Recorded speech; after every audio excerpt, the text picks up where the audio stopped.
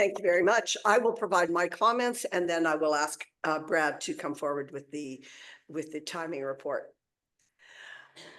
Our meeting is a little bit smaller than we have been having in terms of attendance, but still we managed to include all three cornerstones of the program.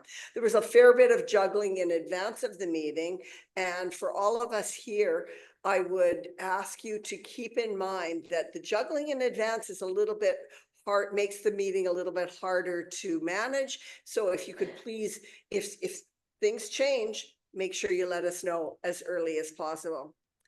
Bev did an exemplary job as our Toastmaster today. And if you're not familiar with, or you're just learning that role, some of the things that I thought were great are, first of all, she introduced a list of who's attending at the beginning of the meeting so that we all know who's there, because it's sometimes for us in the room hard to see who's on the screen.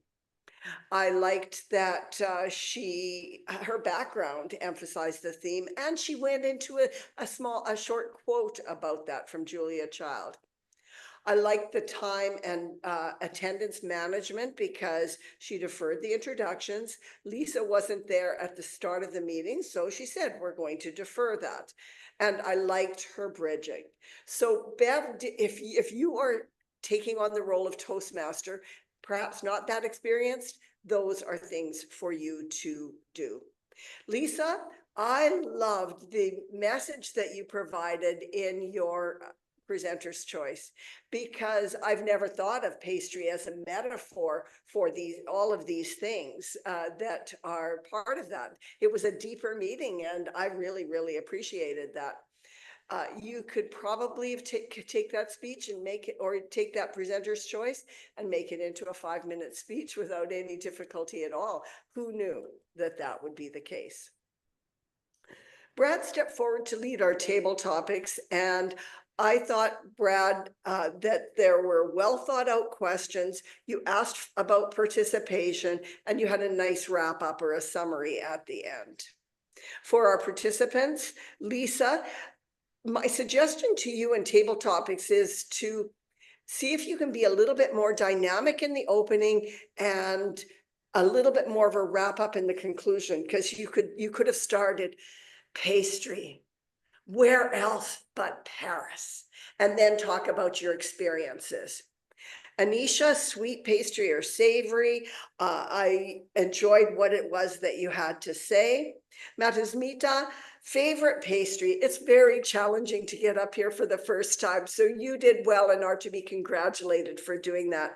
I liked that you, when you weren't sure what to answer for yourself, that you brought your son in and you talked about donuts and that he likes.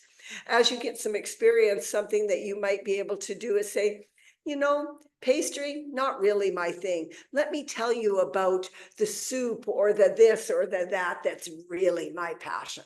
And we call that segueing. So you turn the question into something that you're more comfortable with, but that will come with practice. For our two evaluators, I enjoyed the presentations that they have. Nicole, I like that you stood. You used I statements, because an evaluation is the opinion of the person who's delivering it. And you had good suggestions. I also liked, because I've never heard this before, on the challenge about the photos. Were they necessary? Absolutely not. But it's something to consider and to challenge yourself on. So I thought that was really good. And Anne, I liked again that the comments that you made. One thing that you would be able to do, or that you could do, is try to find something as a suggestion for Anisha, because growth comes from the suggestions. All in all, though, a very well delivered presentations by everyone.